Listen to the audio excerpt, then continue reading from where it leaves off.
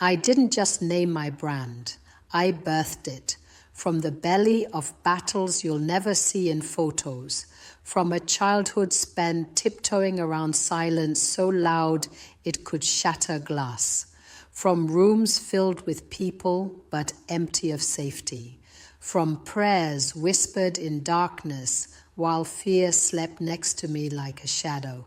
I know what it means to shrink, to fold your light so small you could hide it in a clenched fist.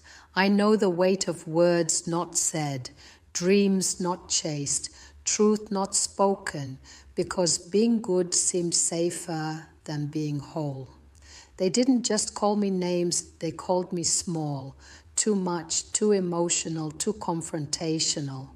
I heard their whispers before I even learned how to speak my truth.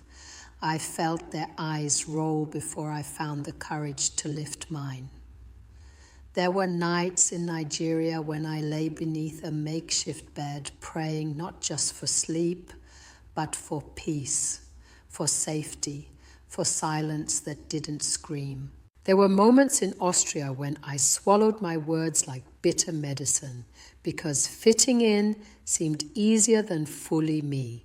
But hiding never healed me. Shrinking never saved me. Silence never set me free. The fear began early, but so did the fire. I've been laughed at and mocked, spat on, oh yes, and labeled by those who were supposed to protect me. I've been dismissed and told that I was too sensitive, too bold, too much for a world that only knows how to reward obedience, not originality. In spite of all, I rose. Not all at once, but piece by fierce piece. Each scar became scripture, each tear a prayer, each no engineered my sacred direction. So when I say I call my brand from fearful to fierce, I am not trying to be clever. I am declaring my becoming.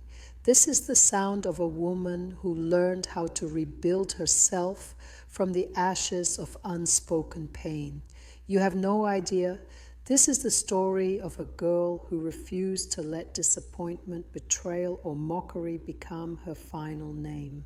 This is the voice of one who remembered what God whispered long before the world began to name her. They tried to shame me, but God crowned me. They tried to hush me, but heaven handed me a megaphone. They tried to bury me in doubt, but the seed of purpose was already in bloom. And so I don't rise to prove. I rise because I was born for it.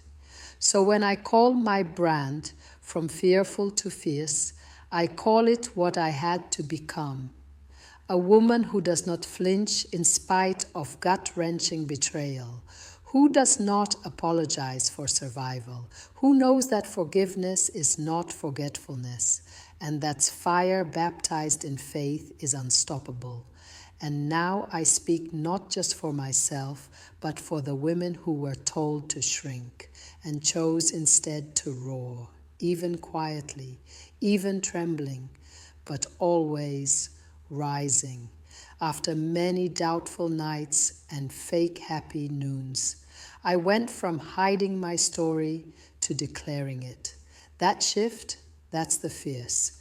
My brand is not a business, it is a calling, a conviction. A reminder that even soft women carry swords, that even cracked voices speak truth, that we don't need permission because heaven already said yes. I am not fearless, I am fierce, in spite of the fear. That's why I call my brand From Fearful to Fierce. And so this is From Fearful to Fierce. Until next time,